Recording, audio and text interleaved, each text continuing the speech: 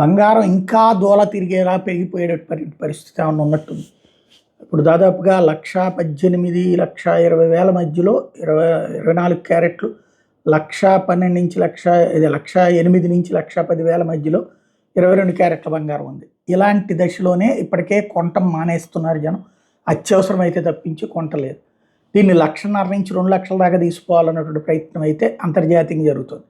ఈ టైంలో ప్రపంచవ్యాప్తంగా వివిధ రిజర్వ్ బ్యాంక్స్ డాలర్లను పక్కన పెట్టేసి బంగారం కొంటుంటే, అమెరికా ఏమో వైట్ హౌస్ తాజాగా చెప్తున్నటువంటి అంశం ఏంటంటే, వాళ్ళ దగ్గర ఉన్న బంగారం నిల్వల్ని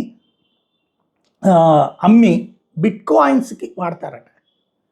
బిట్కాయిన్స్ కోసం తమ దగ్గర ఉన్న బంగారం మైన్స్ని, బంగారానికి సంబంధించినటువంటి నిల్వల్ని రిలీజ్ చేస్తారట. ఇది జరిగితే ధర తగ్గే అవకాశం ఉంటుంది.